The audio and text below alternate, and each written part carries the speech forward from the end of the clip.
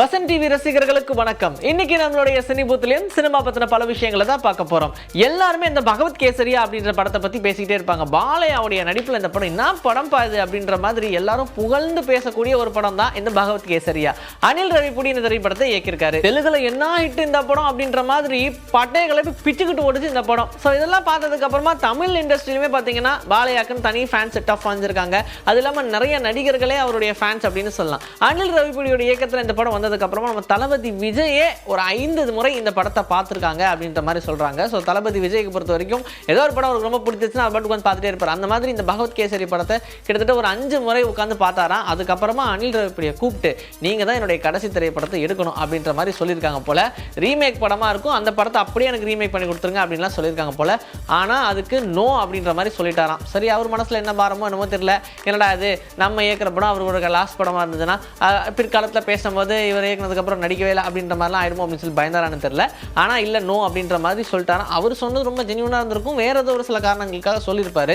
So இந்த matter இப்போ பரவலா பரவிட்டு இருக்கு. இது கிசா இல்லை உண்மையா அப்படின்லாம் தெரியல. ஆனால் இது நடந்திருக்கிறதுக்கான வாய்ப்பு இருக்கு அப்படின்ற மாதிரி சொல்றாங்க.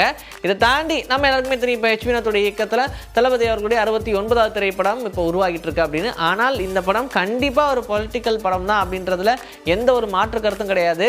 எப்படி இருக்க போது அரசியல் அப்படின்றத பாருங்க அப்படின்ற மாதிரியே அந்த படத்தை எடுக்க போறோம் அப்படின்ற மாதிரி சொல்லியிருக்காங்களாம். ஸோ வெயிட் பண்ணி பார்க்கலாம் என்ன நடக்குதுன்னு. புஷ்பா 2 அப்படின்ற படத்துக்கு அப்புறமா ராஷ்மிகா மந்தனாவுடைய வேகம் பார்த்தீங்கன்னா அப்படியே சடசடன்னு உயர்ந்துகிட்டே இருக்கு. ஏன்னா அடுத்தடுத்த படங்கள் பேக் டு பேக் கொடுத்தே ஆகணும் அப்படின்றதுனால அதுக்காக உழைச்சிக்கிட்டு இருக்காங்க. ஸோ அப்படி நிறைய படங்களுடைய ஷூட்டிங் பேக் டு பேக் நடந்துகிட்டு இருக்கு. அப்படிதான் படத்துடைய ஷூட்டிங் முடிச்சு டப்புன்னு அவங்க போய் ஜிம்ல உட்காந்துருவாங்க. இதுதான் அவங்களுடைய வேலை. ஸோ இப்படி இருக்கும்போது ரொம்ப டயர்டாக இருந்திருப்பாங்க போல. ஜிம்முக்கு அவங்க போய் அங்கே ஒர்க் அவுட் பண்ணிட்டு இருக்கும்போது சின்னதாக அவங்களுக்கு அடிபட்டிருக்கு. இதனால அவங்க ஹாஸ்பிட்டலுக்கு போயிருக்காங்க. அதுக்கப்புறமா அந்த சிகிச்சையெல்லாம் முடிஞ்சதுக்கு அப்புறமா வீட்டில் நீங்கள் ரெஸ்ட் எடுக்கணும் கொஞ்ச நாள் அப்படின்னு சொல்லிட்டாங்களாம். அதனால இப்போ அந்த ஷூட் எல்லாத்துக்குமே பிரேக் போட்டிருக்காங்க அப்படின்ற மாதிரி சொல்றாங்க. ஸோ ராஷ்மிகா மந்தனாவை பொறுத்த வரைக்கும் இந்த புஷ்பா 2ல அந்த ஸ்ரீவல்லி அப்படின்ற கதாபாத்திரம் இல்லைன்னா படமே இல்லைன்ற மாதிரி ரொம்ப முக்கியமான ஒரு கதாபாத்திரத்தில் நடிச்சிருப்பாங்க. இப்படி இருக்கும்போது அடுத்தடுத்த படங்களும் அவங்க பாலிவுட்ல படங்கள் நடிக்கிறாங்க, அதை நம்ம பார்த்தோம். ஸோ இந்த மாதிரி வரிசையாக நிறைய படங்கள் கொடுக்கறதுக்காக காத்திருக்காங்க. இந்த டைம்லயாப்பா இவங்களுக்கு இப்படி அப்படின்ற மாதிரி அவங்களுடைய ஃபேன்ஸ் எல்லாம் பயங்கரமான சோகத்தில் இருக்காங்க. ஸோ கெட் வெல் சூன் அப்படின்னு சொல்லி நாமளும் நம்ம பங்குக்கு சொல்லிடுவோம். சுந்தரசியோடைய இயக்கத்தில் அரண்மனை 4 வந்ததுக்கு அப்புறமா அடுத்ததா அவருடைய படம் ஒன்று வந்துச்சுன்னா கண்டிப்பா அதையும் தட்டி தாக்கும் அப்படின்ற மாதிரி தான் அடுத்த படத்துக்காக வெயிட் பண்ணோம். எதர் ஒன்று ஹாரரா வரும், இல்லை காமெடியா வரும், இல்லை கலகலப்பு வரும், அடுத்த பார்ட் வரும் அப்படின்லாம் சொன்னாங்க. ஏதோ ஒன்று சீக்கிரம் ரிலீஸ் பண்ணுங்க, ரொம்ப நாள் ஆச்சு அதை பார்த்து அப்படின்ற மாதிரி இருந்தா ரொம்ப வருஷமா கிட்டத்தட்ட 13 வருஷமா ஒரு படம் ரிலீஸே ஆகாம இருந்துச்சு. இப்போ ஒரு வழியா ரிலீஸ் ஆகி அந்த படம் ரசிகர்கள் மத்தியிலும் நல்ல வரவேற்பு. பொதுவாக மதகஜராஜா அப்படின்ற பேரை கேட்டதும் அந்த படம் அது ரொம்ப 13 வருஷமா கிட்டத்தட்ட கிடப்பிலேயே கிடந்துச்சேப்பா அப்படின்னு இந்த வருஷமும் பேசினவங்க உண்டு. ஆனால் அது எல்லாத்துக்கும் நாங்கள் அல்வா கொடுப்போம்ல அப்படின்ற மாதிரி படத்தை கொஞ்சம் கூட யோசிக்காம பட்டன் ரிலீஸ் பண்ணலான்னு ரிலீஸ் பண்ணாங்க.